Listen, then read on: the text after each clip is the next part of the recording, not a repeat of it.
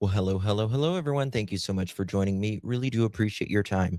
Tonight, we are talking about 84-year-old Nancy Guthrie case out of Pima County, Arizona. And there's certainly a lot to talk about tonight. What is up with Annie and Tommaso? Have they left?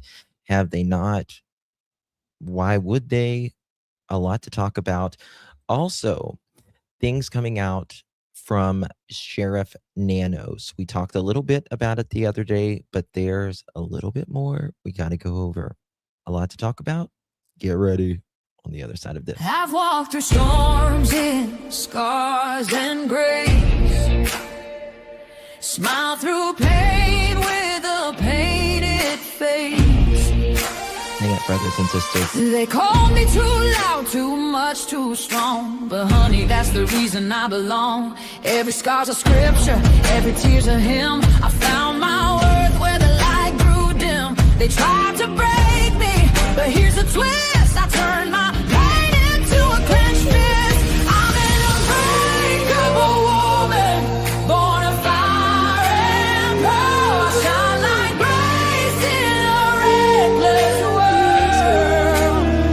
You can test my faith, you can shake my plan, but I'll rise again. Just watch me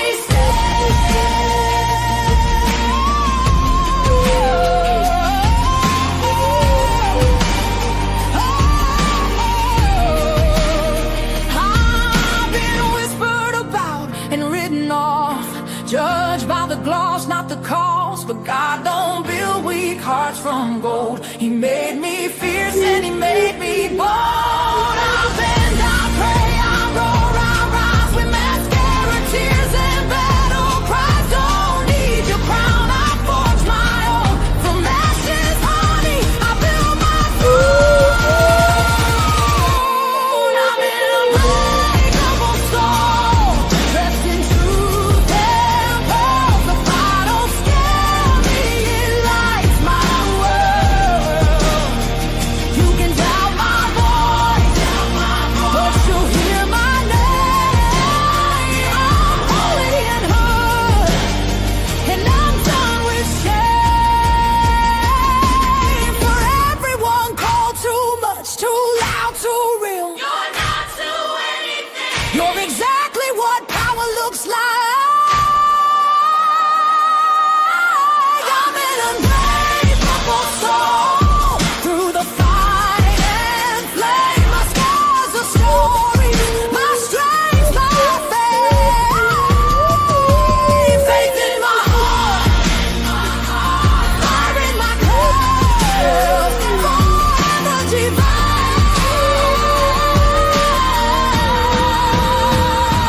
Clutch them pearls. Coming in clutch, better tighten them pearls, dropping cold facts. Got the truth for the world, no smoke, no fluff, just the real that we trust. Hold on to your seat, cause I'm coming in clutch.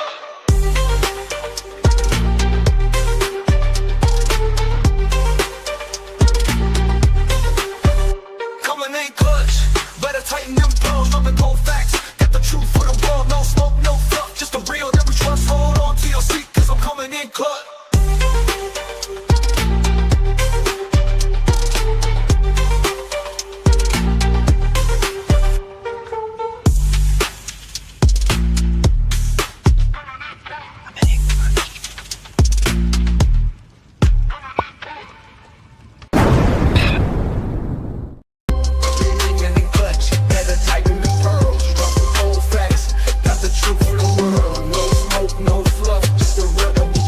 Hold on to your seat, cause I'm coming in clutch.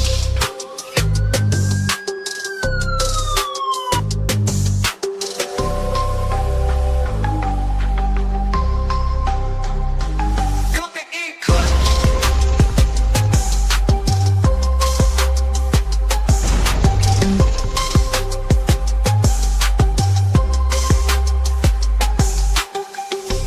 Coming in clutch, better tighten the pearls, dropping cold facts.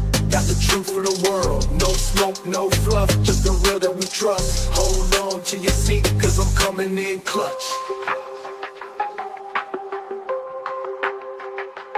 Coming in clutch.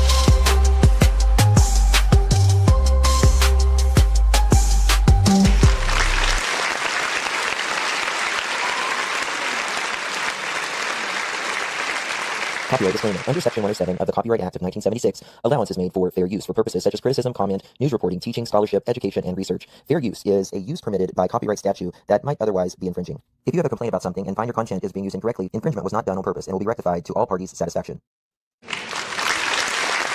Well, I'm hitting the wrong buttons. Hello, everyone. Good to see you all. Thank you all so much for joining me.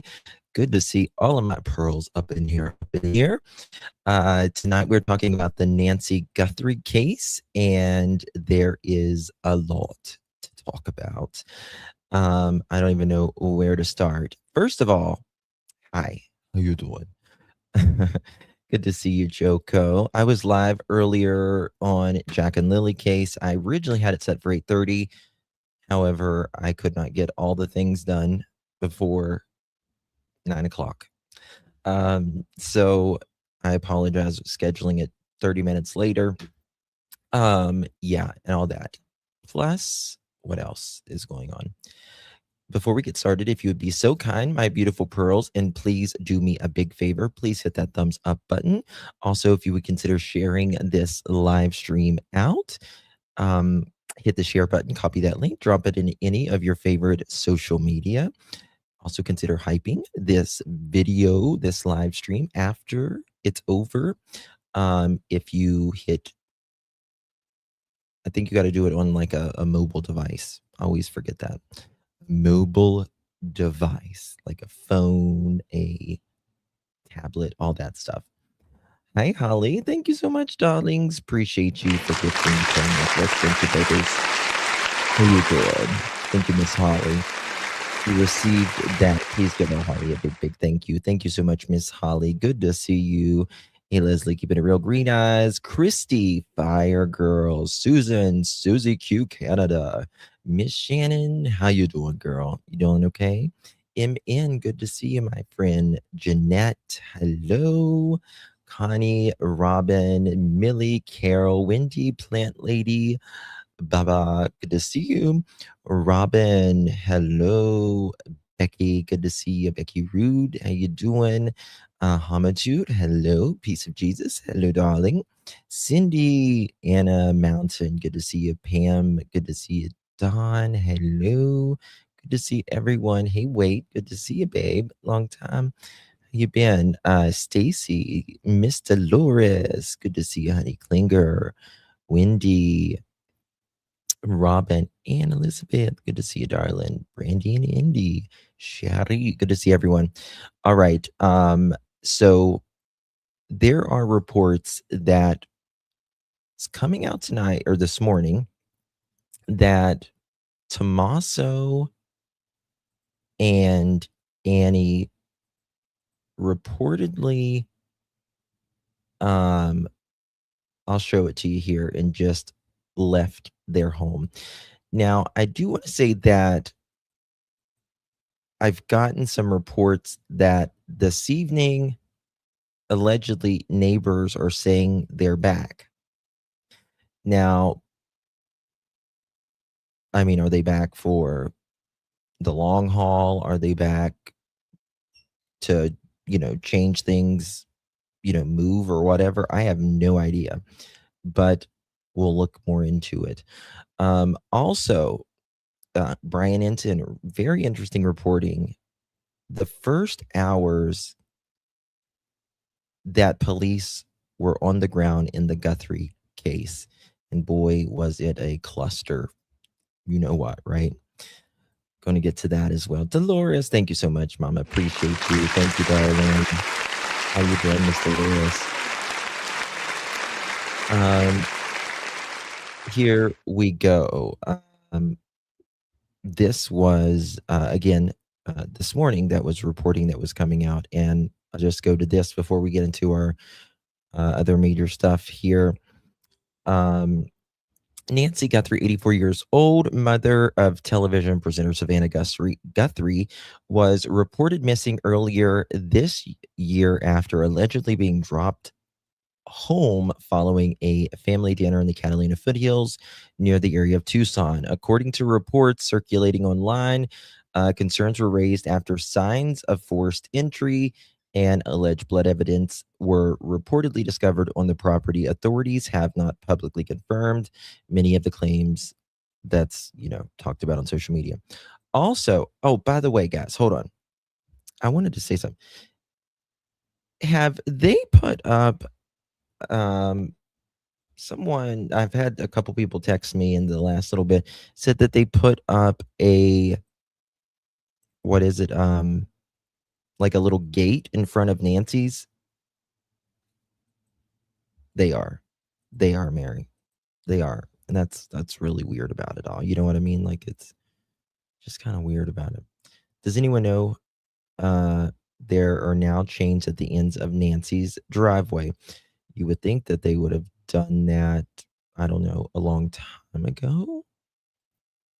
But hell, you couldn't even get them to put caution tape up half the time. You know what I mean? And like, yeah, they could be doing this to just keep,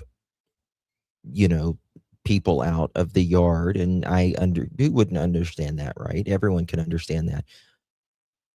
But it also makes me wonder, is a change a coming, if you will, with these circulating reports? Again, reports are not 100%. It's not a fact. It's just reports that are coming out that are talking about potentially Tommaso and Annie's, going, you'll see here in just a second. Is that why that they've got the gate up? So like nobody will go on the property. Not really sure, but we'll see.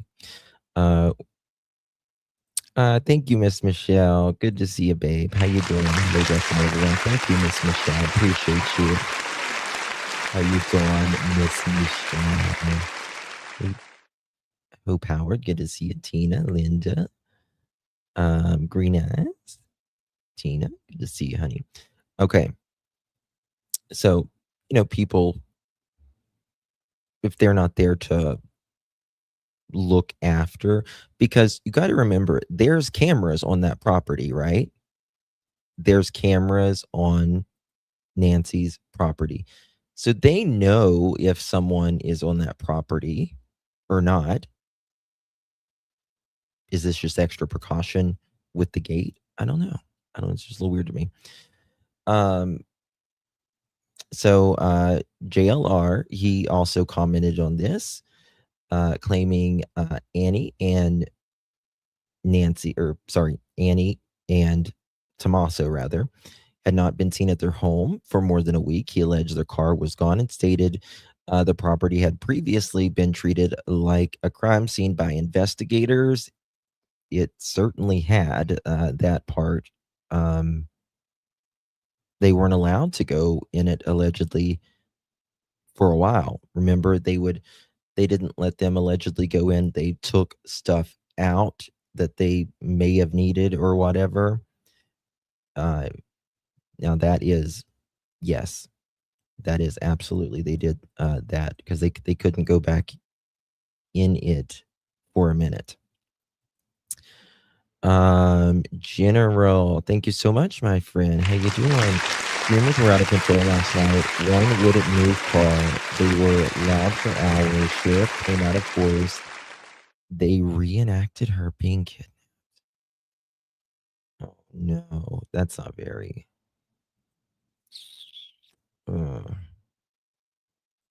That's not very.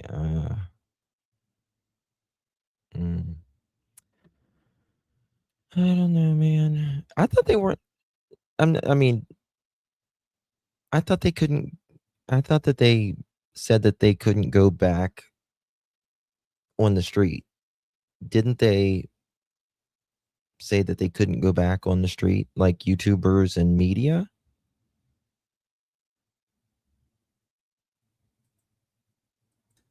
It was terrible.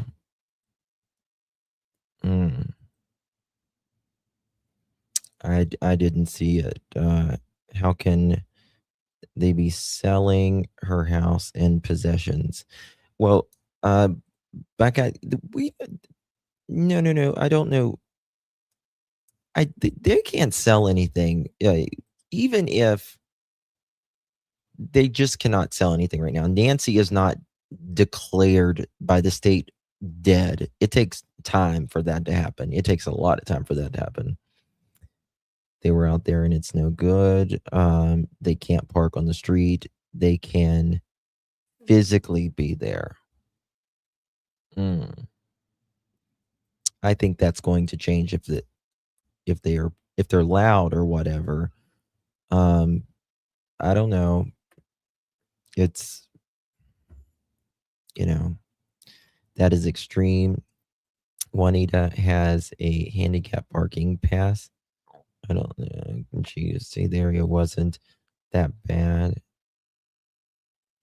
Yeah, I mean, as long as they're, quiet, I don't think the neighbors will probably have a problem with it. I mean, they shouldn't, I mean, but I don't know. I do know. Okay, let me finish this right here. Richards also questioned why the family had reportedly been cleared by authorities while the search for Nancy Guthrie remains unresolved. However, no official evidence has been presented publicly linking Annie Guthrie or Tommaso on any wrongdoing. And no arrests have been announced in connection with the case. Authorities continue to investigate the disappearance. Reports indicate that multiple agencies, including law enforcement and the FBI, have assisted in the search efforts over the past several months. Despite extensive searches, no confirmed proof of life have emerged publicly since Nancy Guthrie vanished. Okay. I want to go over here real quick and to Brian. Brian's got some very interesting things right here we're going to go over. Link is provided in the description for Brian Inton, talking about the first little bit of when Nancy went missing. He's got that guy that we like, former FBI on there. I can't think of his name. I want to say his name's Jim. It's very good. Want to show you this. Make sure you sub up to Brian Inton if you're not already subbed up. Link is provided in the description, my beautiful girls. Make sure you hit the thumbs up button and double tap the screen. Up and Here. You've got, emotions. Sergeant Aaron, there's been a lot of confusion. Those first couple of hours, remember it feels like Brian's always at an airport, doesn't it? Sergeant Aaron Cross with Pima County had told me that the family did in fact believe that she walked off, but then he clarified and said that was not the case. What went down? When was it officially turned into a crime scene? How do you handle that as a police officer when family's there and family's showing up? And Yep.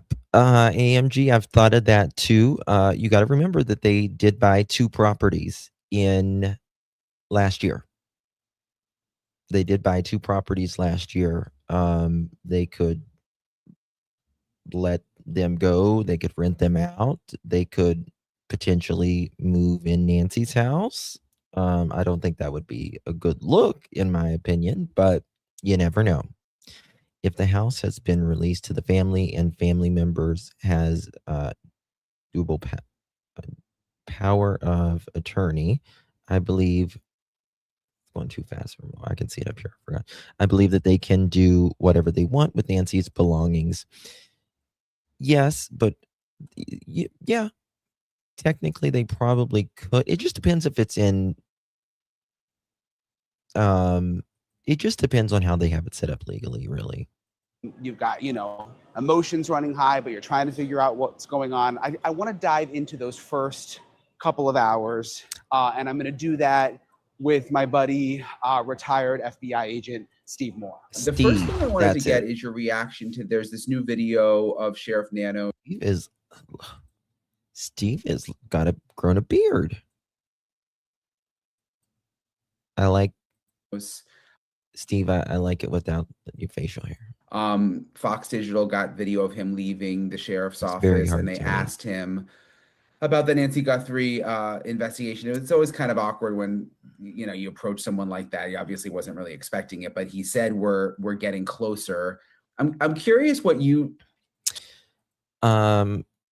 Yes, so we covered that the other day. Nanos says that he is getting closer, or that they believe that they're getting closer. And there's something else that I want to show you guys in just a second, because I think he said some more, some more stuff today. Took from that, if you just thought he was just sort of being optimistic, or if you think that may actually mean something.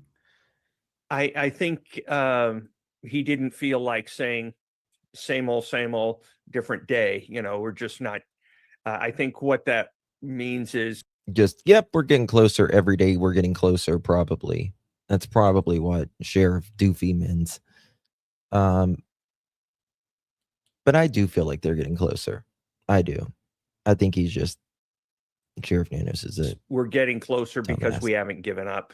And technically every day you consider, I mean, if See? you can eliminate one person in Arizona that day, or one person in the United States, technically you've gotten closer. Yep. But I would need something more than that for that to mean anything significant to me. Yeah. And a few weeks ago, the New York Post, and I don't want to get like personal here, but I did notice his Corvette. A few weeks ago, the New York Post had pictures of him in the Corvette, and then he was, was parked right in front of the sheriff's office. He left again in the Corvette in that video. I don't know. I mean, look, he can have a Corvette. I mean, the guy's been working his whole, in law enforcement his whole life and whatever. I don't know if he's been working. I think he's been bullying his whole life, in my opinion, but that's just me. But I don't know, like, just with everything going on with Nancy Guthrie, for some people, it kind of rubs them the wrong way that I guess that he drives that car to work, or it just seems. It's just not a professional thing to do. You know what I mean? It's just, there's just some unspoken rules that you have to do when you are anyone with a great responsibility. It doesn't matter what your job is, right? Minnie, thank you so much, my friend. Really appreciate you. Thank you very much for gifting a pearl necklace. If you received that, make sure sorry, Mint, I apologize. Thank you so much, my dear. Appreciate you. It's kind of like, you guys know that I've worked in funeral homes and stuff. It's kind of like me, giving a high five to my coworker and being like, oh, did you see the game or whatever, while a funeral's going on. You know what I mean? You just don't there's just a respect level. Nanos is like riding in his little Corvette, parked up right, squeals his tires right in.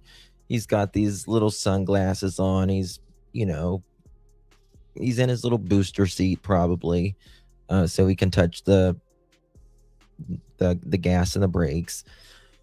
And he puts in his little backpack and he goes into the work, and I'm sure screams at him on everything like that.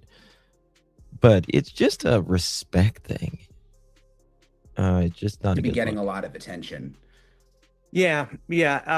It's one of these things where if you succeed in all your cases and you look like Sherlock Holmes, the Corvette becomes, ooh, isn't he cool? It's kind of like the James Bond drove an Aston Martin DB, what was it, DB5, and nobody said anything about it because James Bond always succeeded. If James Bond didn't succeed, That's a good point. Very good point right here. That car, so I think there's a little bit of self-inflicted wounds there when you are not succeeding in something. I wouldn't show up with bravado at work. Yes. I would show up like Good a good blue word. collar worker trying to get Bravado. out.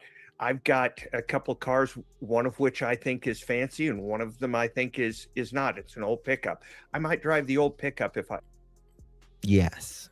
Yes. It's just not a good look. You know, you would think he would be he would be, you know, the same person that you are like when you're campaigning that time of, you know, when you're trying to become a sheriff, you know, down home country kind of guy or whatever. I've seen some of his ads. Not with this little Corvette. I don't know. He can't get in a pickup. He can't touch the brakes. If the press was there. Yeah, you make such a good point, because I've thought about that a lot, not just with the Corvette, but just in general. Whether it's fair or not fair, the fact that the case isn't solved, and it might not be Nanos's fault at all. I mean, we don't know. It could have been a whole different sheriff and they might be in the same spot, but like, it doesn't really matter, because no matter what, the fact that the case is not solved and there hasn't been any progress, people are not going to be happy. Like, it's almost like I think about it as a reporter, you know, if my boss says, go get this interview, and I can't get the interview and the person doesn't want to talk and it's impossible to get it, it still doesn't really matter. I didn't get it. Like, it still doesn't look good, you know, and it could be totally out of my control, but the optics don't change. And I think that's kind of maybe the situation here. Yes. Man, thank you again, honey. Appreciate you very, very much. In the end, do one haiku poem, please. Thank you for all you do. Thank you so very much, my friend. Appreciate you. I will look. Am I saying that right? Haiku. And it's like in some ways he doesn't realize that. Yeah, he may not, and that's and you know, there's part of me, as you said before, that says, hey, this is my car. I've worked for it. I'm going to drive it in good times and in bad times. But here, you know, you do need to be aware. Like, if you had just screwed up something at work and you came into the meeting with the boss, you wouldn't be the one sitting there with a cup of coffee, you know, talking, say, hey, how are you? Hey, you know, this kind of stuff. Exactly. You'd be the one sitting quietly at your desk, because there is something about the human psyche that says, when I am not doing well, I should back it down a little bit, you know, pump the brakes, be a little bit humble, and show that I'm trying. You took the words and out. he may not. Yeah, a little bit more humble. He's you know, in his gym shorts. I just cannot get over him. And he's just a smart ass. That's the thing. He's just a smart ass toward everybody. I get that. And, you know, like you said, it may not have anything to do with him. It may not. But whether or not. I mean, I'm sorry. I think it kind of does. He fucking failed this case in the beginning. Sherlock Holmes, James Bond, or the sheriff of Pima County having a bad case. There comes a time when you say, I'm just going to be a little bit quieter, and I'm going to be a little bit more humble, and encourage you all to understand that I'm working very hard. And maybe that's what he's missing. Hey guys, I want to introduce you to the sponsor. Well, here's the thing about, like, he likes being the head, and that's okay, but you got to be a team player to be the head or a boss, or you got to be a leader. And he just doesn't accept any of that, it seems. You know, there's a couple of different avenues where that in ways that's happening. There's a recall, but there's also the board of commissioners there that are coming up with different ways, and there's different ones that really want to push it forward. If in fact he was removed, What does that do for the investigation? And I don't know if you've worked on any cases in the past where like your supervisor or boss has been fired or been, I mean, is it actually a bad thing at this point for when it comes to the Nancy Guthrie investigation, or would it be a good thing? I've had those situations where somebody above me has been moved out, or is in Pima County terms rotated, and for cause. Rotated. They call that the evolving or revolving door is what they call that. Because if you'll notice, even in big government, there's a thing called the revolving door, and they'll be they'll step down, but then they'll go to another position, and then they'll step down from there and they'll go to another position, and they just it's called the revolving door. But I think the reason Nanos has only, someone with 3 years maximum experience is because he can tell them what to do, and they're most likely not going to fight him back on it. As if you get someone in there that's been in law enforcement 15, 20 years, they're going to be like, what the hell are you telling me? You get the rookies. Laura, good to see you, my friend. Appreciate you. Thank you so much, Laura, for your support. Really, really do appreciate you. Much love to you, my friend. Good to see you. Why did Ashley Banfield tell everyone that Lynette's pink watch was found on the soulmate? When the boat, okay. When she gets found, she will be wearing it. I have no idea.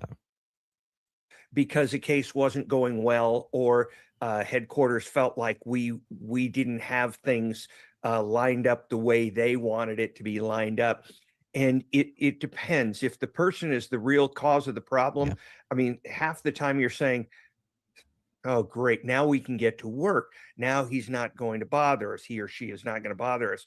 We're not going to have to go off on these little tangents when we know the direction you want to talk about people hurting the case, which we hear that all the time, this person hurt the case, that person hurt the case, whatever. Nanos, the sheriff, in my opinion, has hurt this case more than anybody. Go. But some of the time it's, oh no, sure did, Holly. Not this one. They Sure were did. really making this investigation work. And now we're going to have to kind of like really gather up whatever they were doing and try to take up for them. Right. So yeah, even though on the outside though, some people want him gone, it may, I don't know, maybe it further complicates things. Maybe they already have a process in place. I don't know. It will complicate things. I mean, there is going to be, say he was removed from the case, and say he was the problem. I'm not alleging that necessarily, but say those were true. There's going to be, even in that situation, a confusion over, now who do I ask on this decision? There's certain things you that can't is correct do without a manager's approval. Yeah, and so that is absolutely true. AMG, I read that Savannah and the family are no longer interacting with Nanos in his department, but instead are interacting directly with the FBI. That is absolutely correct. That is what is allegedly being reported. That's what Nanos has allegedly said as well. And again, that doesn't make the FBI the head, but that seems like the FBI is making a lot more of the decisions we hope. It seems that way, that they're making more decisions than probably we're aware of right now.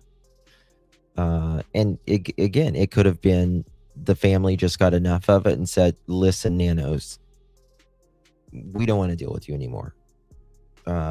We want you to let the FBI do more or whatever. Who knows? They could have had even a lawyer. Who knows? We just simply don't know at all. I'm not alleging any of those happened. I'm just giving you possible reasons, theories rather. Hell yeah. Hell yeah. It's hung out, no cars. I thought the FBI was concentrating on looking for Epstein's brother. Well, the FBI is very, very, very big. It's the federal government. Right? You're going to say, Federal you're Bureau of thinking to yourself, Investigation. who's the next in line? Who do I go to for that? They're not. And so instead of walking into the sheriff's office and say, remember that Yes. lead we had out in Marana or wherever it is? Mind if I just go take on that lead? And instead of a decision right away, the person is going to have to say, I'm new. Sit down. Tell me about the lead in Marana. So there is going to be, even in the best of situations, a learning curve that's going to stunt the growth of the investigation for a little while. But I would, if the sheriff had been removed and he was the problem, I would say that would be a very short time of stumbling and a vast improvement on accelerating the case going forward. I talked to a sergeant from the Pima County Sheriff's Office in the last week. His name's Aaron Cross, and he was describing sort of how chaotic it was the first week right after Nancy went missing. That Listen to this right here. Communication breakdown within the department that also, bled into communication with the FBI. But I wanted to, and he was describing to me how some day and night meant hopefully the FBI are in more and understand the family. If I heard nanos give information of the family member back and forth with this talk, I would explode. Yes, the FBI is so professional. Like, just the way they speak, their demeanor, just professional all the way around. They don't get hot-headed bulldogs like you would see a city cop, a county cop, or even a state cop in some cases. Totally different. The detectives were telling him about the chaos right when they first got to the house, and that he was saying that some family members thought maybe she had walked off. Like, there was all sorts of information coming in. The family was there. I wanted to ask you about that. Like, when you first arrive on a scene, and there may have been a crime, there may not have been a crime, but family's there. Obviously, emotions are high. It could be a crime scene, but it might not be a crime scene. How do you handle that? Because, obviously they're going to be wanting to search around the house, the family, and looking and emotional, but at the same time, I'd imagine everybody out, sort of preserve the scene too. Yeah, you're not allowed to have confusion at a crime scene like that. And let me unpack that, because obviously there's going to be all sorts of things going on and people will be confused. But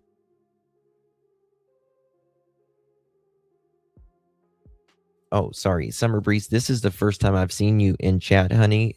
It does that many times. YouTube will block your comments for a few minutes. I don't know why. And people can't see them. That's the first time I've seen you in chat. What about everyone else? Mama said, I said, hey. Yeah. So I just want to let you know, honey, that's the first time I've actually saw law you. Enforcement coming in. You are the ones who've done this all the time. You shouldn't be acting like this is your first time at a crime scene or first time somebody's been missing. And it certainly wasn't with these people. The uniformed officers see it every day. I'm wondering what the heck, what is their training? The FBI and well-run police departments and sheriff's departments, we have an absolute plan. It's like running a play. You do this, you do this, you do this. You start with them. You talk to that person. You separate those groups right there. You start interviewing them. Let's find out where, what we have, what information. I'm going over to this room. Don't let anybody bother me. All I want to hear is input from you guys. You know what I'm saying? You are the ones who come in and deal with the confusion. It's like, imagine if you cut yourself really. You de-escalate. It's called de-escalation. right? You try to get things back on the ground. They're already emotional, no matter what the situation is. They're already emotional. People don't generally call, the 911 for a picnic than to come over. So that's what most cops are trained to do, is to de-escalate and get people to chill out a little bit. Badly, you're bleeding, and you make it into an emergency room, and the emergency room nurse goes, "Oh my gosh, you're bleeding." That's not what happens. They say, "Sit down, calm down, with doctors here. You just sit there, let us do our job, and somebody get some compression on that, this kind of thing." An emergency room does it every day. Mhm. They may move fast. They may be very concerned if a person comes in very bad condition, but one thing they're not is confused. And so That's that right. being confused is not a sign of this is a really big crime. So we're confused. That's a sign of inadequate preparation. How do you deal with family members though? And not specifically in this case, but just sort of generally, people are really emotional when you arrive on a scene when someone's missing, Yeah. and realizing that your mom is gone, and they are probably telling you things like, "Oh, this may have happened," or that, and I don't know what happened at Nancy Guthrie's house. I'm just thinking if it was me, maybe I'm looking in the different bed. You're kind of rushing around, I'm sure. Like, how do you deal with the family? Well, first of all, you need to get them in a position, in an emotional position where they can provide lucid information. Get something. It's like why you always hear on 911. Okay, take a breath, calm down, just Okay, so let's think about that a second. So you remember Savannah's interview when she said that Annie called her and said something to the effect of, just paraphrasing, if you will.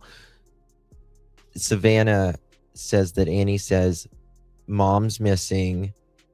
The police are here right now, and we've already checked the hospitals," right? And then that's when Savannah said, "Well, I'm going to check the hospitals too." The question is, like, how long had that been? I wish we had more of like a time frame on that. Like, I wish Savannah, like in her next interview, if she ever does another interview, like how long. I would not call the hospitals before I would call my siblings. No. tell me, this kind of thing. It's similar to that, except it's easier. If you, unless it's just one of you, but if you can get 3 or 4 people in the room very quickly, as I was saying before, you get them, It was of the evening you from, wasn't get it? them away from the people who are running the case immediately. Get somebody who is very good with people to sit them down, get them. Also, make sure that little button up there, make sure it's on all chat. All chat. If it's on top chat, YouTube filters out even more messages, and you might not see someone in the chat room. So make sure it's on all chat, not because it automatically defaulted on top chat, by the way. Some water, say, give them confidence. We've got this. This is what we do. We're here to help you. Now, please, quietly and as carefully as you can, and write down things if you need to. Mhm. But I am here to listen to every word you say, and I'll be here for the next 10 minutes with you, not moving a muscle, hearing every word. And if you don't tell me Live chat. calmly, it slows the investigation down, doesn't speed it up to talk fast. And so while you're doing that, the person who's going to be in charge of the investigation is in another side of the room, not in a conversation with frantic family, they're able to think about this, saying, what do we have? And they'll get information from investigators. We have blood on the porch. Okay, we've got a crime scene. Then have somebody set up a perimeter. Somebody get investigation or evidence response out here on the way now. We need to start interviewing people around the neighborhood. You're in charge of that. You go do that. So as you can see, the fewer people you have, the more confusion there's going to be. The more people you have can be confusion if the person in charge doesn't have a plan for getting everything strategized. You can't, it's like you have to.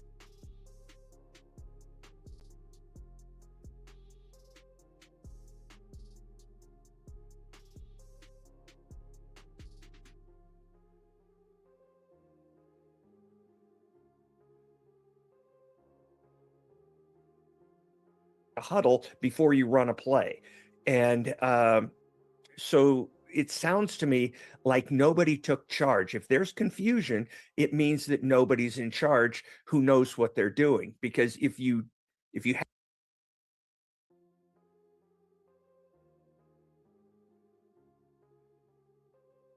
Oh my God. Sorry. I was just gabbing away, muted. I don't know what's wrong. I've done that like 3 times today. Apologize, guys. But like I was saying, if whenever law enforcement is in like a place where people are protesting or they're looting or whatever, it's really chaotic for those police officers. And then I was saying as well, he was let me go over. I know what I was going to say, but you have to huddle before you run a play. Oh, hey, Nanos, he didn't show up till that evening either. It was later in the night before Sheriff Nanos was allegedly there. And it seemed like it was wasn't it Super Bowl weekend? It was Super Bowl weekend, and it's like nobody wanted to work. So it sounds to me like nobody took charge. If there's confusion, it means that nobody's in charge who knows what they're doing. Because if you have that person, they know how to compartmentalize everything. It's like building a brick wall. You get all these things done, and then it works. Otherwise, it's just chaos. Yeah, and I'm thinking like in Nancy's situation at her house, you've got the driveway, you've got possible tire prints, you've got the blood, you've got all the possible evidence in the house.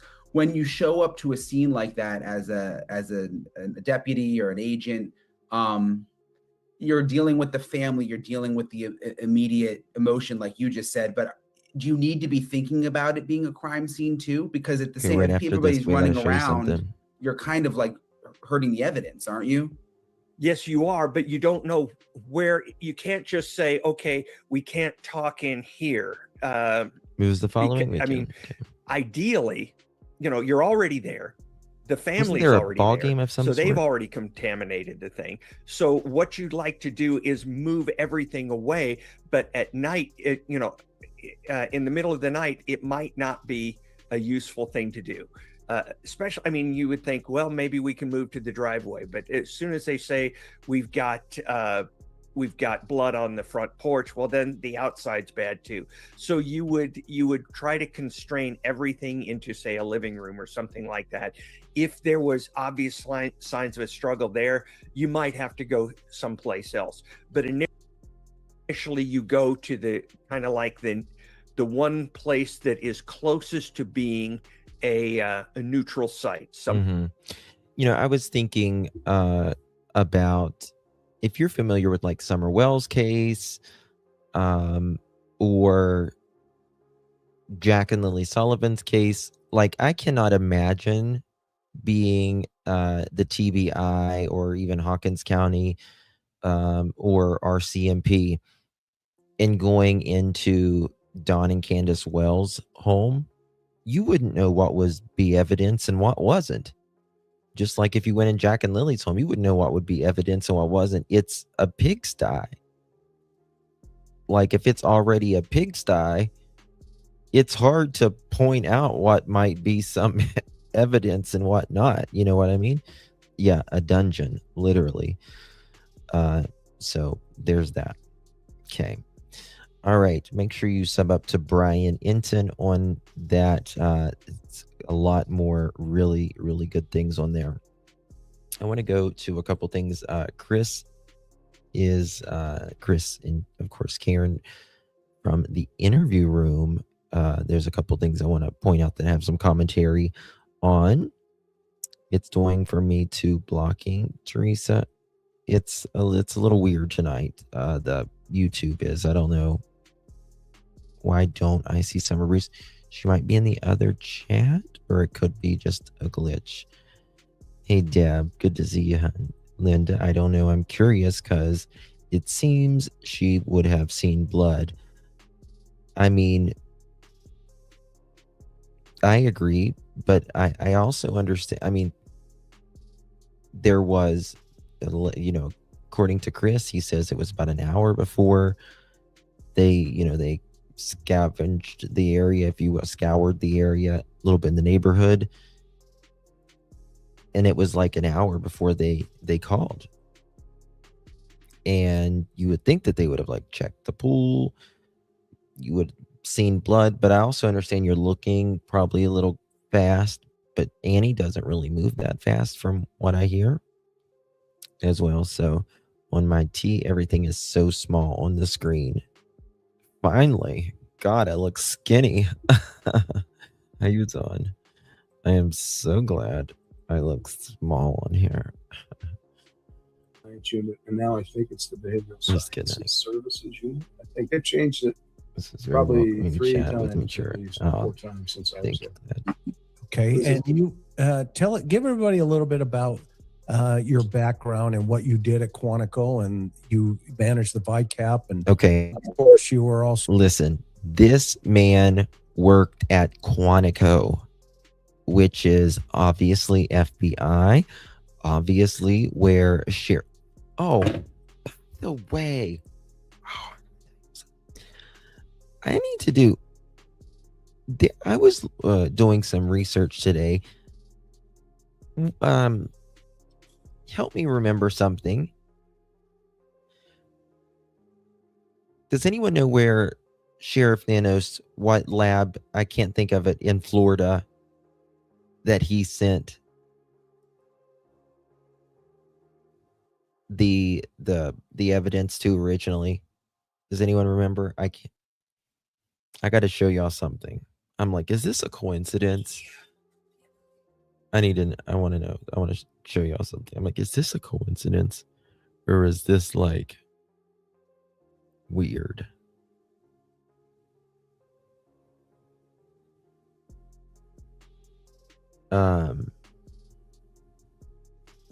I call 911, then start searching. Yeah. I mean, before I got over there, I would call my siblings, though. Justin, you needed your spider monkey to do some of these videos. Yeah, right. Okay. So I was looking. Let me send a picture. I'm like, I need to dig into this. Is this just a common name? Am I just being paranoid? Am I just being blonde? But I really haven't looked into it yet. But I was like, one of the labs in Florida, was it DNA Labs International? Okay. Look at this lab right here. One of the labs in Florida. It's like, this is interesting. Watch this.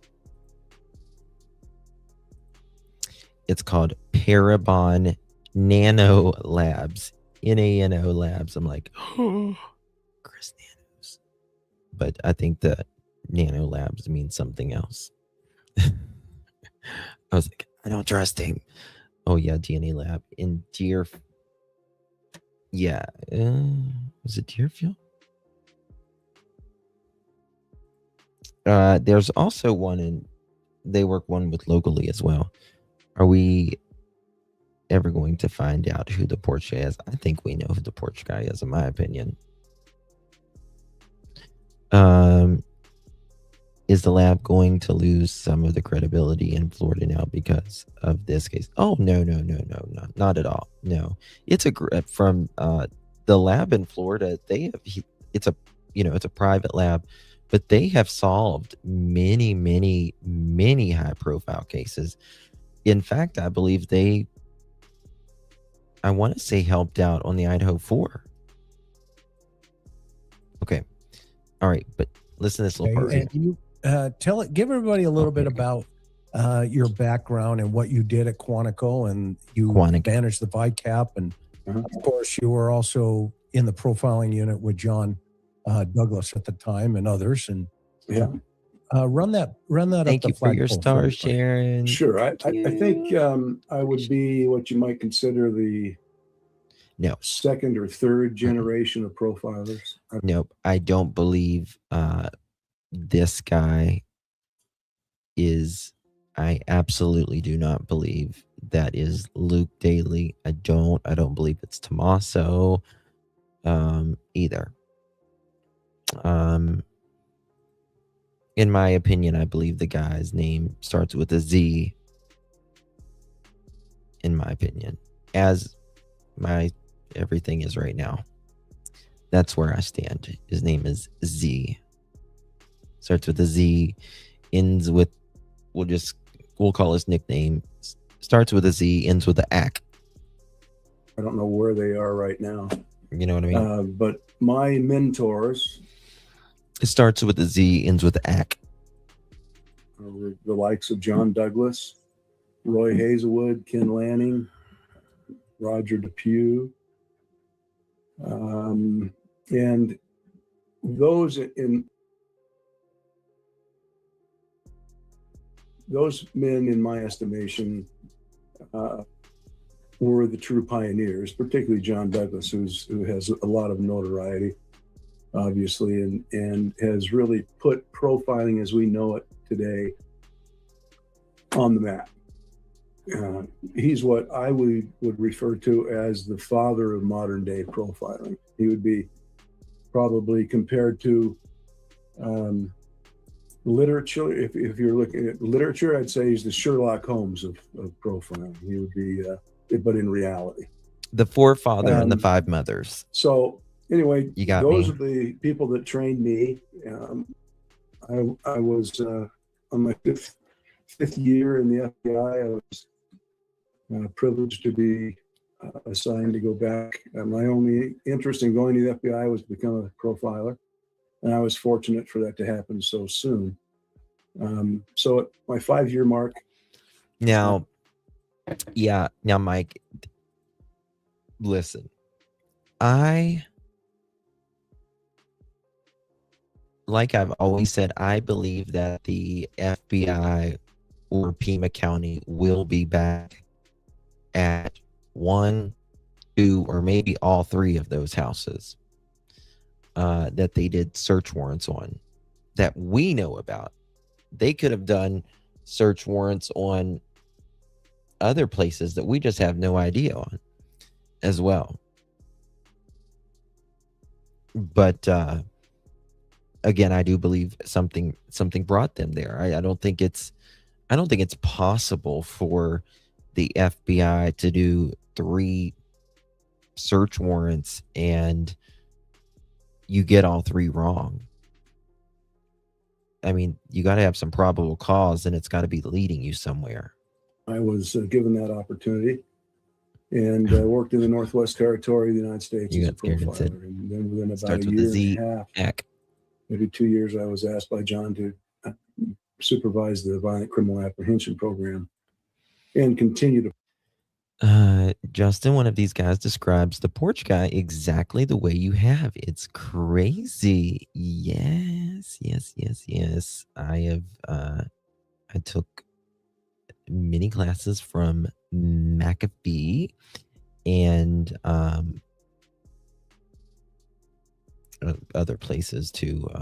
Peter Hyatt was a great big inspiration for me, and he helped me a lot behind the scenes, taught me a lot. So I kept my profiling position and then worked Always as very the welcoming. Violent Criminal Apprehension Program Manager.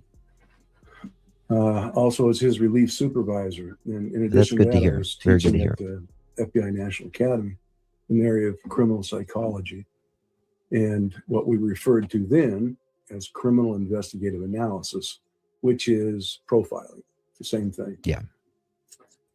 And then working as John's relief supervisor, meaning that when he was out of town or was busy in their activities and responsibilities, Thank you, Dad. I would function in his capacity.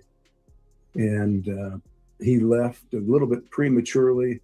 He still had, I think, 27 years, I think. I can't remember exactly how long.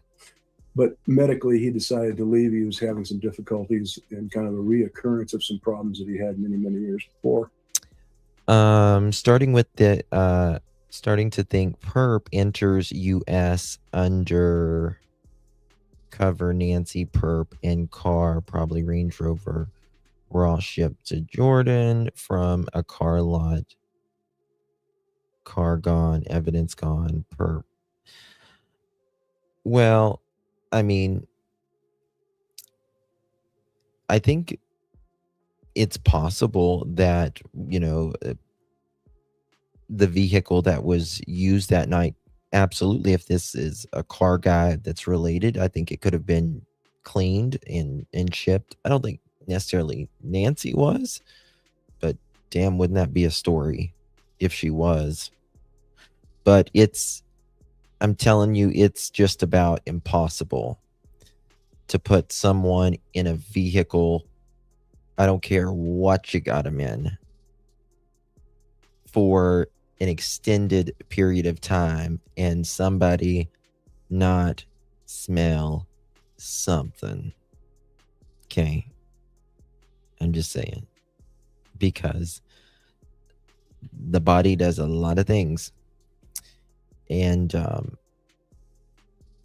yeah, I think it would be very hard to ship like a car overseas and then like have Nancy in that car.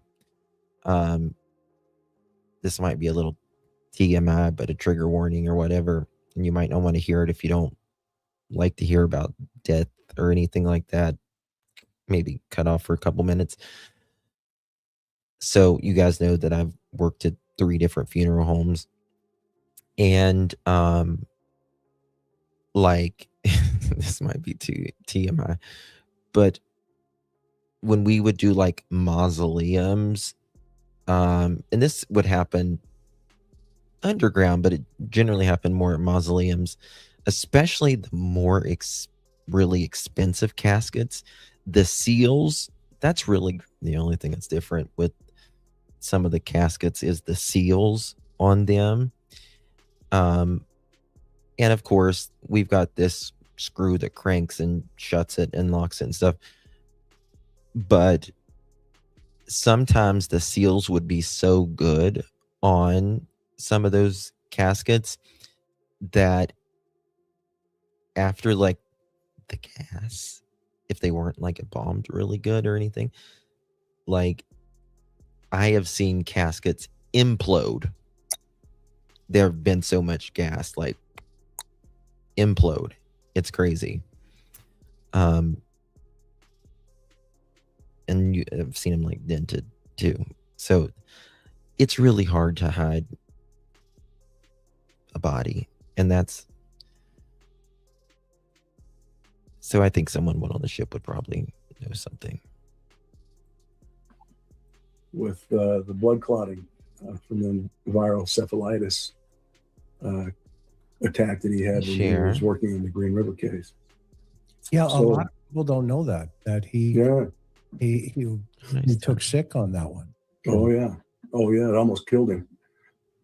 He was she did have tablets out of assignment for about for sure a little over 6 months, I believe, before he came back to his position. And it was 2 weeks, I think. And Thankfully, most doesn't do that. Usually when you're embalmed, especially you and you're in a mausoleum, you pretty much, most people stay this very similar, looking for 20 plus 30 years even. You can stay like that even a lot longer. coma, 10 days to 2 weeks. Wow. Yeah, it was unbelievable. It's the account of that experience is in Mindhunter. It explains that, the first book that he wrote. So when John left, because I happened to be his relief supervisor, I functioned as the acting unit chief for about almost a year before I left. So, And you brought in who? Mary Ellen O'Toole, right? I did. I should say when I brought her in, I signed off on Mary Ellen O'Toole. All right, we're going to move on up here. I think it starts at 58 minutes. 1 second. These years, people that he knows, that he trusts. And Oh, maybe it's back here. This is the profiler.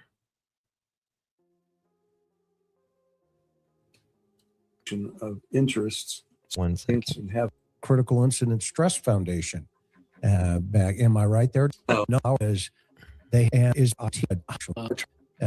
still trying to figure out, This is Dean Jackson. how we can Craig, do and of better course, with some of the cold Chris and cases that are out there. And these two guys, along with John, who is our emeritus executive director, and he's going to be appearing in CrimeCon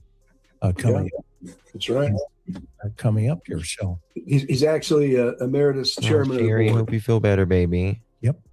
Yeah. So for people who might be new subscribers or just finding the interview room, Dean, tell everybody just the high level overview of what the Cold Case Foundation does and just kind of how it. Okay, thank you so much, Linda. Guys, if you send a gift or anything, I promise you, I apologize, I'm not being snobby. I will get to the gifts, the little things that pop up on this, the little gifts that pop up on the screen. I don't see them from my end until the end of the live stream. I have to pull up my phone, but I promise you, I will thank you guys here in just a little bit. Okay, I don't want you to think I'm being an ungrateful person. I just can't see them on here. And like, I think I'm going to email StreamYard and be like, we need to be able to see it on our vertical side. Come on now, StreamYard. How you guys, Thank you guys. how cases come to you, the different ways. Trish, I've so worked we in have 3 different basically funeral homes. three primary ways that we get cases. Literally every. And I think when we first started out, because we had limited resources and as well as we were kind of an unknown quantity other than people's bios and their resumes, we got a lot of cases early on from families who, were just frustrated, looking for more help, more support. We have what Greg and I kind of call it the smorgasbord of resources that we make available. We Hold on, want to I pull a gotta few find team it. members together and maybe sleep down, mom, maybe do popcorn on the stove, especially with the one where you can see, or on the counter, people in the field, beginning to really talk about things. And it may be that we meet with them once a month.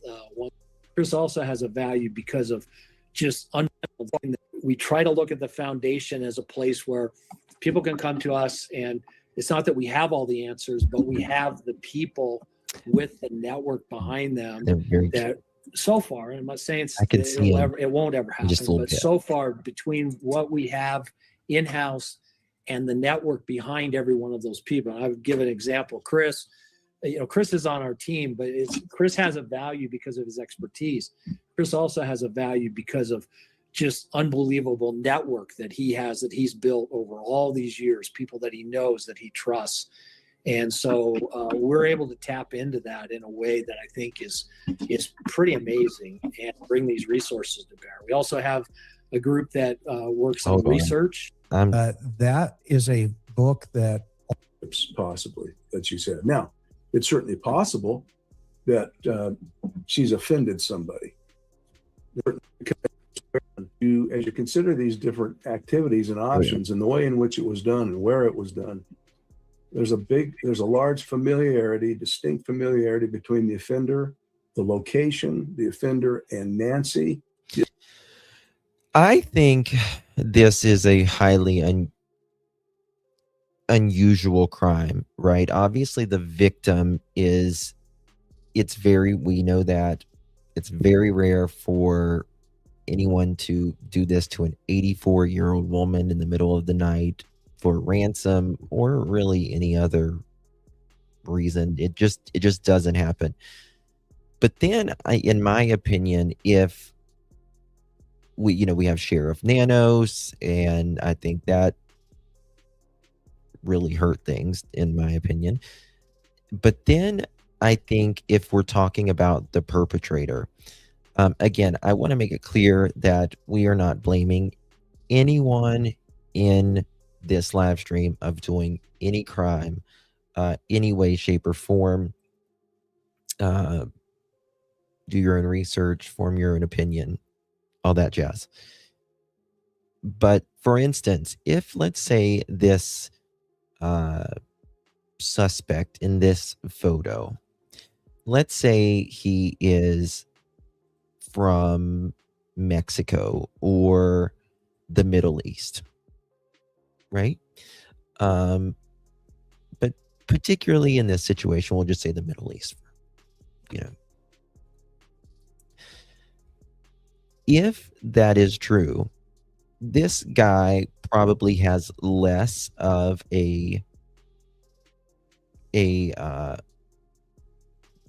probably has virtually no heritage, if you will, in the United States. He's less likely to have a long-term working relationship, long-term friends, less of a footprint in Tucson, if you will.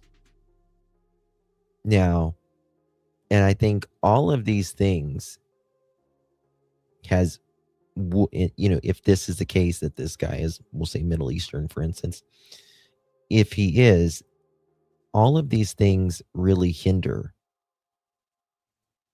dampens finding who this person is, right? They will find him 1,000%, but it takes more time. The offender and the awareness of her situation, her circumstances, her environment, her relationships. A lot of people do that. And they have identified her because she, in their estimation, most likely, she's the goose with the golden egg. Because of her association, not because of anything she's done individually, but because of the relationships possibly that she's had. Now, it's certainly possible. Thank you so much. That she's offended somebody, in her interaction, and she's lived there for many, many years. She knows a lot of people. She's come across a lot of people, and certainly that can bring the attention. And now, yeah, some people hold on to aggression, grudges for years. It could be something like that. I don't think it is in this case, though. I don't think it is in this case. This person seems to be a lot younger. I mean, it could be an older person hired this guy or others, but I don't think it's someone that's held on a grudge for necessarily decades in this case. Can it happen? Yeah, but I would be looking more like, in my opinion, the last year of maybe the last two, but particularly the last year of what's happened around Nancy's life. inside her life, particularly the last days, weeks, and months. And I think we'll find the answer to whatever has happened in or around her life, all the people around her. I think that'll give the answer. And unwanted attention just through those interactions of individuals that have other interests in establishing that relationship with her and the purposes for it. But the probabilities, we're always dealing with possibilities. And what we're trying to do is eliminate all the possibilities, mostly to probability. So we're not wasting I think that they do it. I mean, there has been a couple friends that kind of has spoken out for Nancy a little bit, but I think with Nancy's friends and stuff, that they want to be, not the center of they don't want the attention. I'm sure that they're talking to Savannah and Cameron and them, and they're doing probably what they're asked. You know what I mean? Oh, thank you so much, Don. I mean, I think that Nancy's friends have been more of, they had the church service and stuff. I think they're more of, how can I remember her, not who can see me. They're more of, put your faith in action, if you will. My opinion. Thank you so much, Dawn. Appreciate you very much. Thank you so much for your support, my love. If you received that pearl necklace from our beautiful Dawn, make sure you give her a big, big thank you. Good to see you, Dawn. Thank you so much for your support, my dear. Thank you. The poor woman that was tending the flowers was made to, quote, make it clear she was not a personal friend of Nancy. Well, I mean, she apologized, and Trisha, I appreciate her deeds that she has done, but I've done a lot of research on that woman, and she really, in my opinion, going back, seeing things that she's said for a long time, she really kind of likes the attention, it seems like. I mean, again, whatever, but I don't know. I'm just trying not to be, what I do. I'm trying not to be too judgmental on it. You know what I mean? Damn. I'll get it together tonight. Did I just exit out? My Atlanta folks. Is it Friday yet? Is it Friday yet, guys? Hold on. Investigative resource. Okay, here we go. Oh, it's up. Okay. Thank you, Brandy. I don't feel like I am tonight, to be honest. Just in time to be able to focus on those probable and potential offenders and what their primary motivation was and what drew their attention to her. Greg, I want to just ask you, when you say the golden goose, tell us more about that.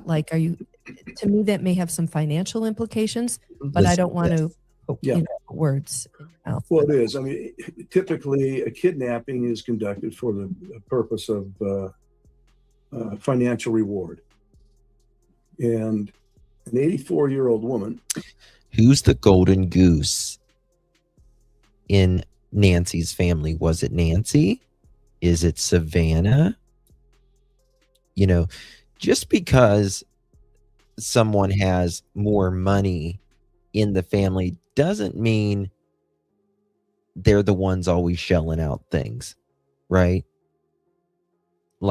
It could have been Nancy that shelled out more for other people, right?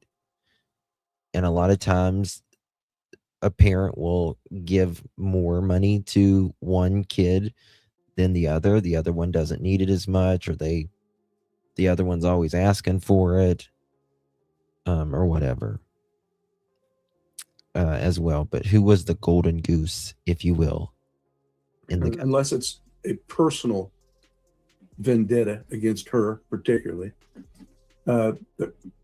It's most probable that she's somehow connected to a pool of resources. No, it's not. Where they can find that benefit and It is. acquire that benefit. It is. Because of her association and connection to that pool of resources. Okay. Dean, same question. What initial 30,000 foot run on this case? Well, I think her age is a big factor to it's kind of an unusual age. But I think in light of what Greg's just said, that may be why. I don't think we see a lot of these types of cases involving someone that age. It appears to me from just a little bit we've looked at the geography, I find the community that she lives in. The geography of this place is very confusing. Listen, if I want money, I'm not taking a mom who is old. I'm taking a kid or a sibling who is younger. Yeah. Absolutely. The thing that bothers me about starts with Z is the dealership let him know who bought the Range Rover, in my opinion, he asked. Oh, there's a lot of things that bothers me. You're quiet, Z. I know you're watching, Boo Boo. I know you're watching. You just show us that little passport, okay? Show us that little passport. You know, this isn't like some neighborhoods. There's a little more space in between the homes. Seems like it's a little bit more laid out, and I think that's what he says. The environment there makes it for at least some interesting discussion. I think my first, and Greg and I have talked about this as well, but I think our big caution is really how little of detailed information we've gotten. And I mean, that says a lot about the law enforcement agency that kept a lot of it close to the vest. We've had cases, I can tell you this. Yes, that's what he says. It hasn't been in the country since, 1776. That we've worked cases 2019, that we've started out with family or maybe somebody who really had a large commitment to that particular case. And we're given kind of a parameter of information that they had. And I'm always amazed when the doors open and we move in with the law enforcement agency and begin to really look at all the case evidence. It really is a game changer to understand. So I think there's always that concern. What is it we don't know? We haven't been told. So that information. Also, I think what is interesting is if you're going to do a kidnapping for ransom for money, why send it to a news media and TMZ? So there's just some things about this case that don't make a lot of sense. And then I think the other thing is that from the time she's last seen until the pacemaker goes off, we're talking about we're almost there. Somewhere in the neighborhood about 4 hours and 38 minutes maybe total of a time frame there. And then if you take off the amount of time from the time she's dropped off till there's something going on, it's under an hour. So the question then begins to hold on, what? 38 minutes maybe total of a time frame there. And then if you take off the amount of time from the time she's dropped off till there's something going on, it's under an hour. What does he mean right there? It's under an hour. Am I not understanding this right? If Zach had been in the country and out of the country, wouldn't you like to know if he's got any funds going his way? So much American sex.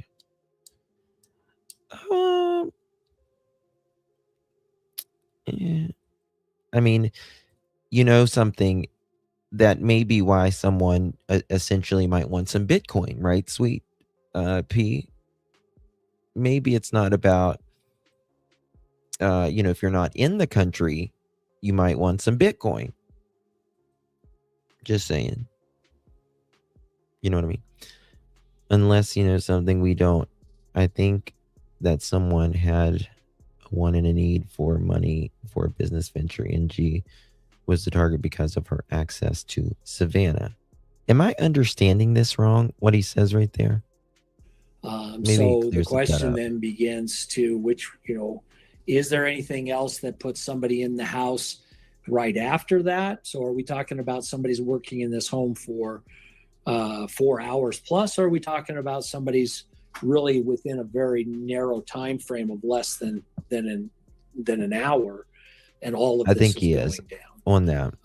So I think those are just questions that immediately kind of come to mind.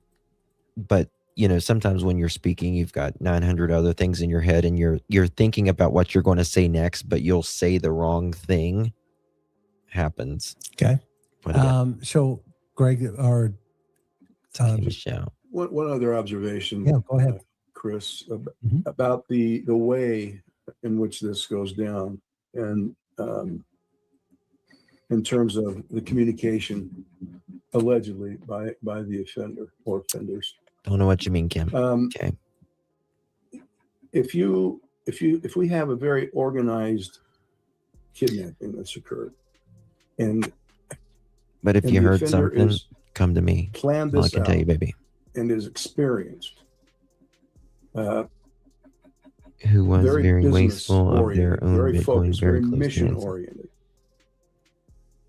He's going to do, or she, etc., whomever it may be, is going to do this. Well, and Bitcoin, it just went down big time, right? Big time.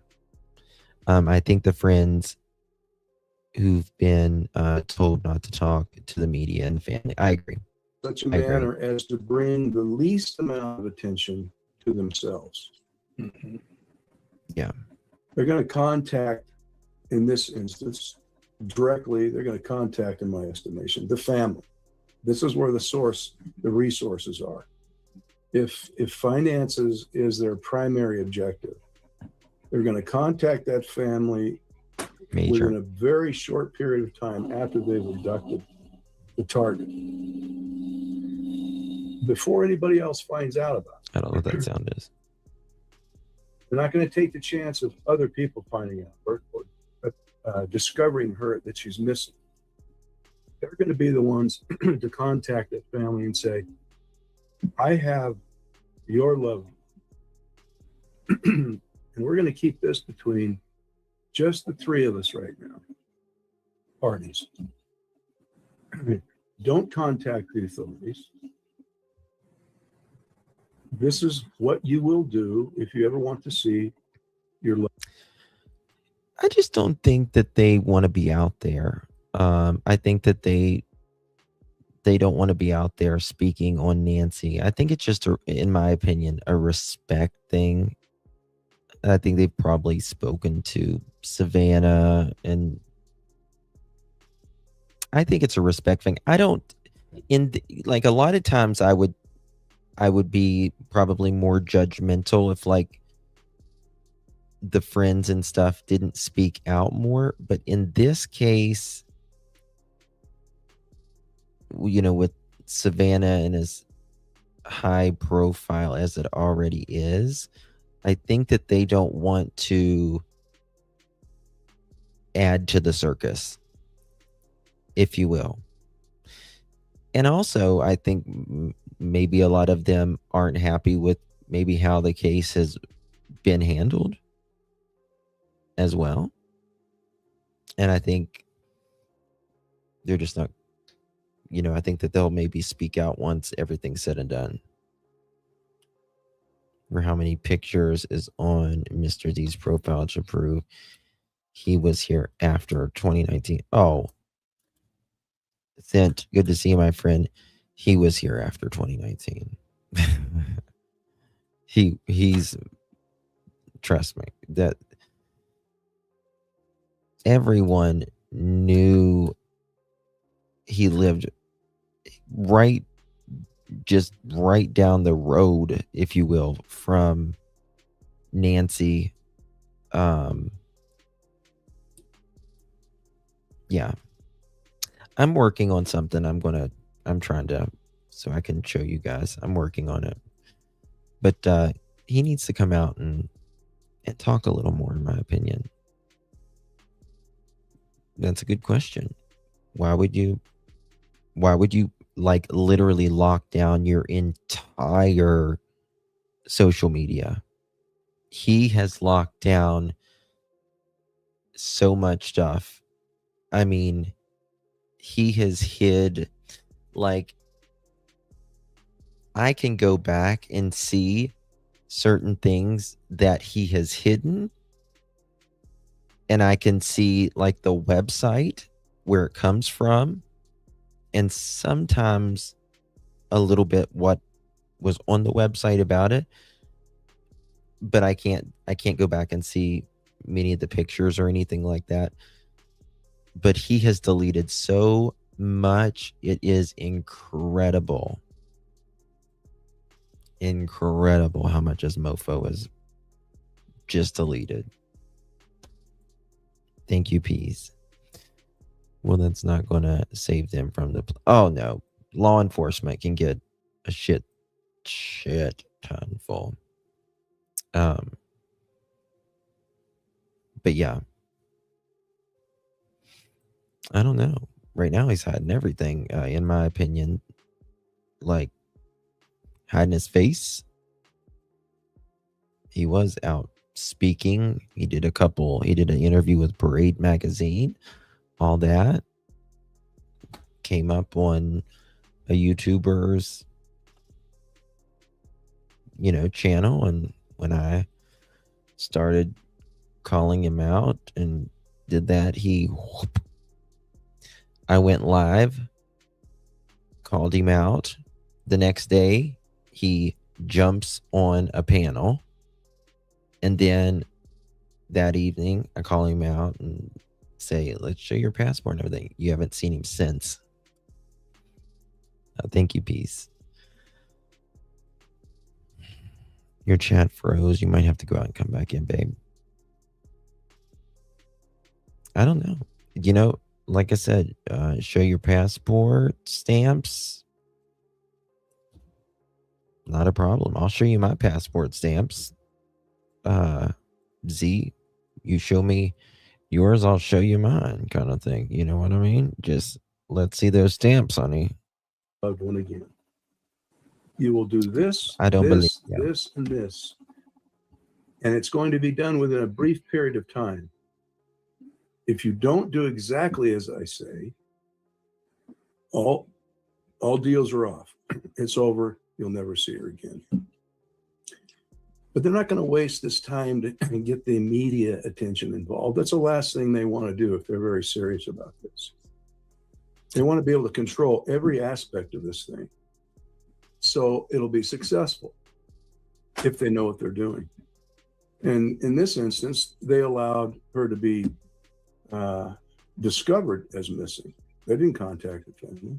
And then all of a sudden, you get these public institutions that have been advised or informed about it. For what?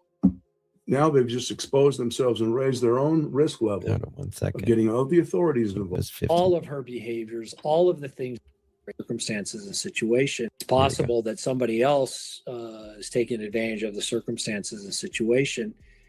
And then, so I think that's the first area. I think the second area, and Greg talked about this earlier, but the victimology, these things all kind of work in tandem with one another, but the victimology helps us to understand all of her behaviors, all of the things that she does. What was her consistent patterns? How did she normally function? And in that, you're going to look at it and ask the question, if this was a kidnapping and if this person, this suspect decides to do it, was when they chose to... Hey guys, if you don't mind, just use initials now. If you don't mind, just use initials. Don't put like full names in. And where they chose to take her, the least risk for them, or did that by itself elevate their risk? And was there something else? Yeah. So you're right. He did work for some private planes, which is just crazy. But regardless, you got to have a stamp. You got to have. But not only that, there's another link that Daff and I are working on that is very interesting. Some other jobs that he has worked with in the past. That's some names How coming she up. did that was We're working normal on it that right could now, have been though. identified. If it isn't, then maybe. He And bunkers. I'm going to make the assumption that probably for somebody at 84 years old and that, but he's still raising his risk to go into her neighborhood because people in neighborhood. I mean, you know, just like we were talking about the other day, you know, talking about Luke Daly. He lives 2 miles away from Nancy Guthrie, and he's acts like he's never been in that neighborhood. He doesn't know that neighborhood, and everyone's like, he was in this. He grew up in this neighborhood. It's like, why are you trying to distance yourself? Pay attention. They pay attention to somebody who shouldn't be there, or why is that person there? I mean, in my neighborhood, I get out, we walk, we drive, and I can tell you there are moments where I look at my wife and go, that doesn't look right. What is that person doing here? Now maybe I'm wrong, and time will show, but oftentimes it's no. That's, you know. So when we talk about the risk of the offender, it's how high of a risk are they willing to take to accomplish what it is their mission is in that particular crime. Dave, fair enough. So let's look at that timeline for a minute, and let's dive a little deeper into this timeline as a whole and see if anything strikes you. And thank you guys for being here. We've got almost 10,300 people here right now. And so we hope you're going to pick something up here.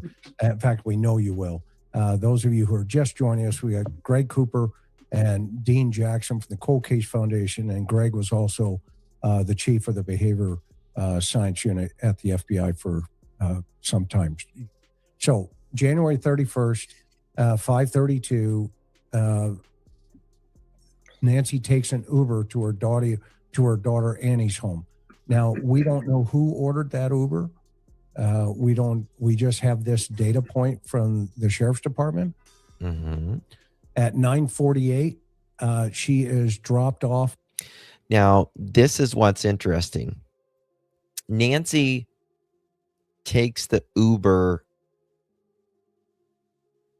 to Annie's and Tommaso's home at about 5:32. At 6:30 p.m. is the last time in the report when Nancy is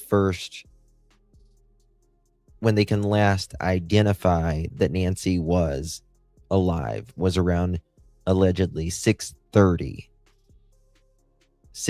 which is, you know, about 45 minutes, an hour.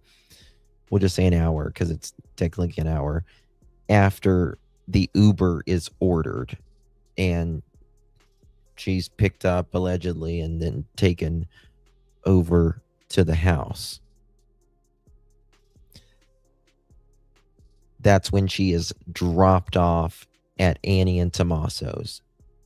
After she is dropped off at Annie and Tommaso's, we'll say 6:30, if you will, according to the missing report. We'll just say 6:30. They don't count Annie and Tommaso as being, because there's no proof of life, right? At after that, I'm assuming that Tommaso and Annie didn't have like a dash cam, or did they not take any pictures? right? Wouldn't you think that they might take a picture if they were playing a game or having dinner that evening? I would think that they would take some pictures. I don't know about you, but, live in the moment. They're playing their little game. They're having dinner. They're having wine. Why not take a picture, right? And a picture doesn't mean nobody did anything, right? Doesn't make them, but some people take pictures to say, oh, look, see, she was here. It wasn't, but I hope they took some pictures. I really do. Back at her Catalina Foothills home by her son-in-law, and there is a data point on the garage door opening. Yes. We don't know who opened that garage door. We don't know how. It could have been an app. There's been a lot of conversations we've had on other, with the other panels here, as well as in the media. But that garage door was only open for 2 minutes. And then that garage closed. That was the last time Nancy Guthrie was seen alive.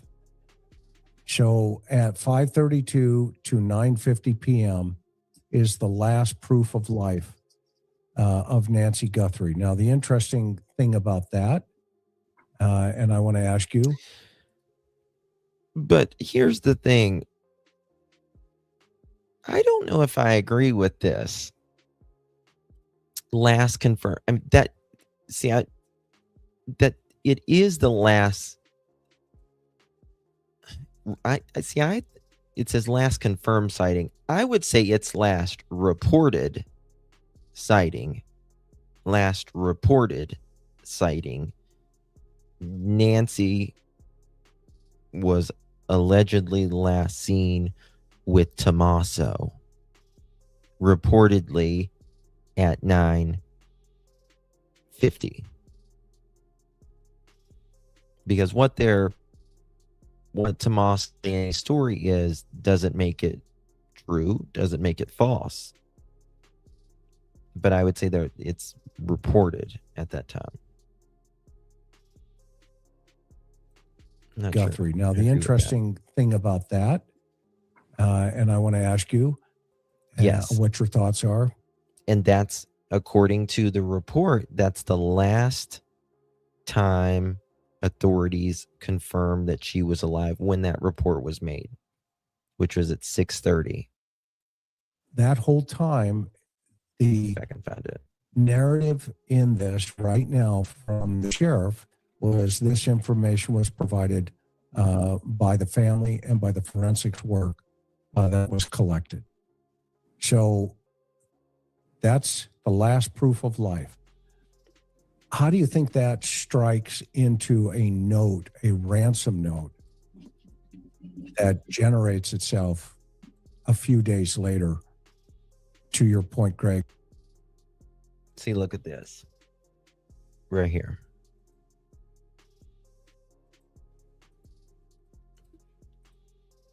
Missing endangered adult reported 1/31/2026 at 6 p.m.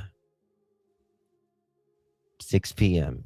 East Skyline Drive, Tucson, Arizona. The Pima County Sheriff's Department is urgently requesting your assistance in locating this evening of the January 31st, 2026 at the residence near East Skyline Drive in North Catalina. Please contact the Pima County Sheriff's Department. Is any piece of information helpful? Again, it says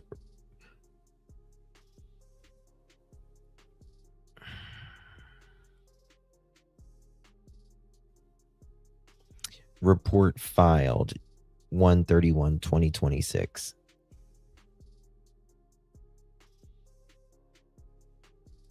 That's when they can last, actually. The way it says it, it's a little confusing, but that's when they last can confirm her alive and well, if you will. You know what I mean? Oh, thank you, Hope, for the gift, honey. Thank you for the Sunday. I appreciate you very, very much, love. Thank you so much. So I'm not sure, like if she was confirmed seen at 9:45, I would love to see that, but I think I call it reported. Two media outlets. Well, Yeah. it certainly violates but all reason for an offender to elevate their risk level by doing that. And it suggests my initial impression, and let me, if you don't mind, I'm going to kind of give you my philosophy a little bit here. Yeah. About how careful we have to be commenting on these tidbits of information that come to us by the media. Some of it's coming from the authorities. Leslie, love you, darling. And it changes early on. It changed from almost day to day, and you had to question a lot of in terms of its authenticity and accuracy and validity, because it's important to understand that all the experts that participate in commenting. Well, yeah, but they haven't put that out there, though. You know what I mean? On those tidbits of information, they're taking bits and pieces like puzzle pieces. And unfortunately, a lot of times they're taking those puzzle pieces out of context because we don't have a context that's been developed yet, except in this case, what they believe it to be. And that's typical. I mean, we have to do that to some extent and hypothesize and theorize about what's happened. And we just have to be very responsible about it. Because understand that the offender is listening to everything that's going on out there. Even tonight. Better believe Even it. tonight. You absolutely believe he's watching. They're listening.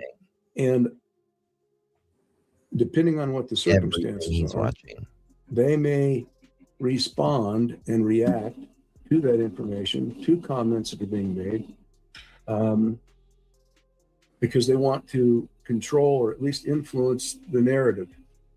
And while it looks like the investigation is going off on this, which I believe that's why, in my opinion, I think Z's not speaking anymore. Daly's not speaking anymore. Like it's clammed up. Tommaso has never spoken. Annie has really never spoken. Z spoke out the other day, and after that clammed up. Carlos, I think he's maybe spoken out a couple times, but not a lot either. This avenue or down this path, But they may not want to be part of the circus either. They Just saying. now have an opportunity to do something that will take it back, so they can take back control and give the belief that it's going down another avenue. And the worst case scenario is that the victim is in a very precarious situation. They're innocent. But as far as the offender is concerned, whatever actions that they take in response to things that they may like or not like about what's being said,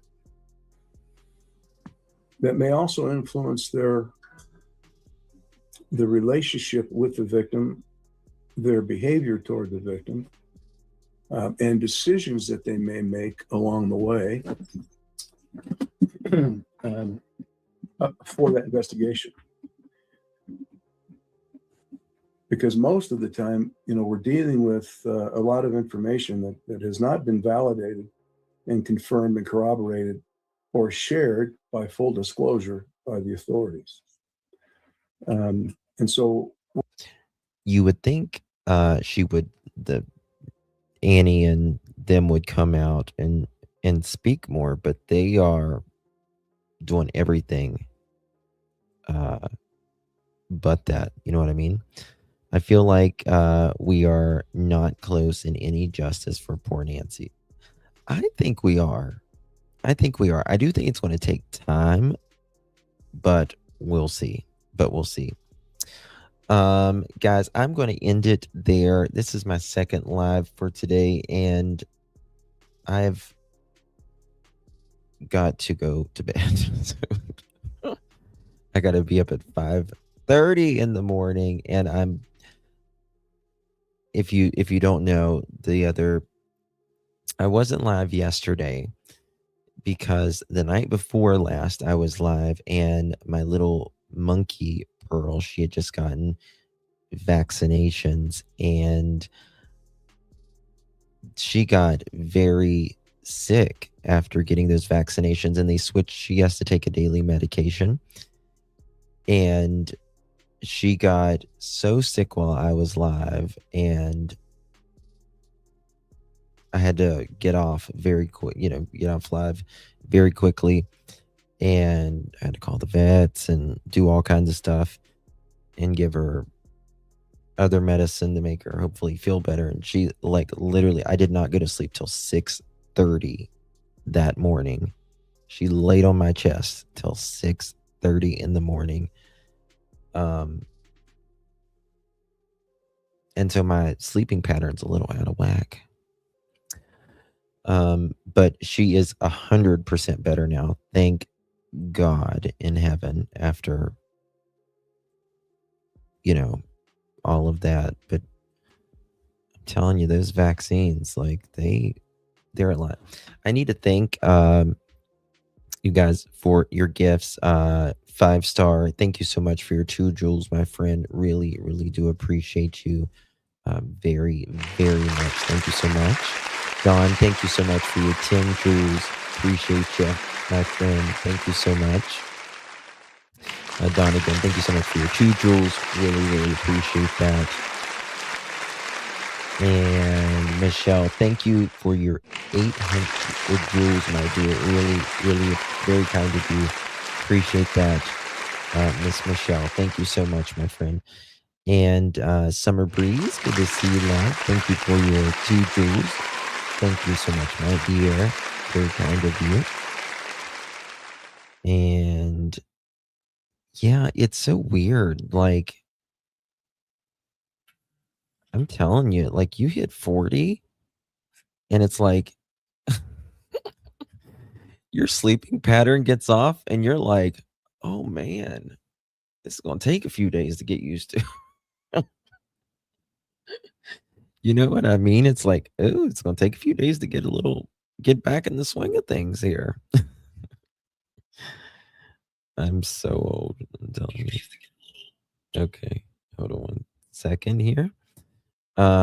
Just me. Thank you for the hearts. Thank you so much, the ginger. Appreciate you.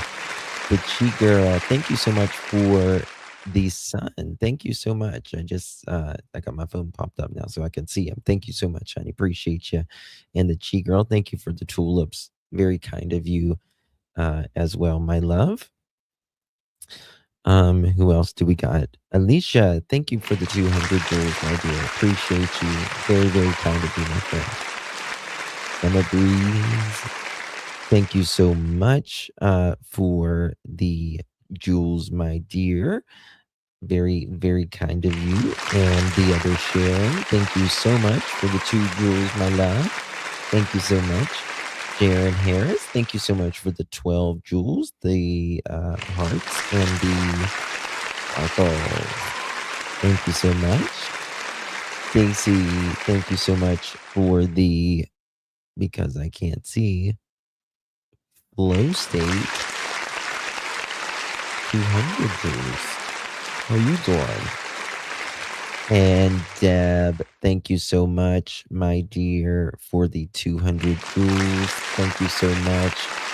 Thank you, Maria, for the tulips. Thank you so much, my dear. Appreciate you very, very much. And we just got, I think, a sun. The sun will come out tomorrow. Thank you so much, Donna. Appreciate you, darlings. Very kind of you. Thank you so much. I don't want to ever not thank anybody. Who else do we got? Donna, thank you for the 10 jewels again. Kimchi, thank you so much for the 30 jewels. Hope, thank you so much for the 100 jewels. You guys are absolutely amazing. Donna, thank you for the 200 jewels. Dang, 40 Justin, I feel like a dinosaur. So do I. Because I forgot to turn my sprinkler off. I just remembered that too. I need to go turn that off. It was so hot here today. Oh my God. Was it hot where you guys are at? It was so hot. I love it. Thank God. I'd rather be hot any day of the week. Amen, Cindy. Amen. Thank you, Chi. Love you guys. You guys are what makes it possible. You guys are what makes this community amazing. So thank you all. 91 here. It was in the 90s here today. I was like, that's something. 96, 98. Today was very hot in Montreal. You know, if it's hot in Montreal, it's hot everywhere. Yes, but you're on the south equator, right? So this is your fall and winter. This is our summer. Almost summer. Yes, Deb. It was hot here too. It's finally warming up here at last. Well, it's been kind of weird, like up and down, kind of weird. Here, 54 here. I'm sweating. Sassy. That's not warm. Oh, but you're in Alaska though, aren't you? So that might be why. I love great weather. Me too. Way too hot here in summer. Oh, I love hot weather. I love it. All right, guys, take care of yourselves. Special thanks to everyone, mods, members, chat, everyone. Thank you all so much. I don't prefer the cold. I don't like the dreariness in the short days. I like long days, summer, like water. We might go stone hunting soon. I like rocks and stuff like that. Gold panning and stuff like that. If you ever want to join me, let me know. I don't get to do it as much as I would like to, but if you ever want to come along with me, I'll be out in the middle of a creek. Waders on up to here. You do? Oh, yeah. I like the stones. I like the rocks, and I love that. Love that. Come down to NC to pan for gold.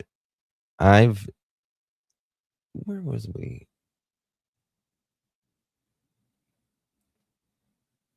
And did that. I'm trying to remember what that went a little creek, but it was. I love to do stuff like that.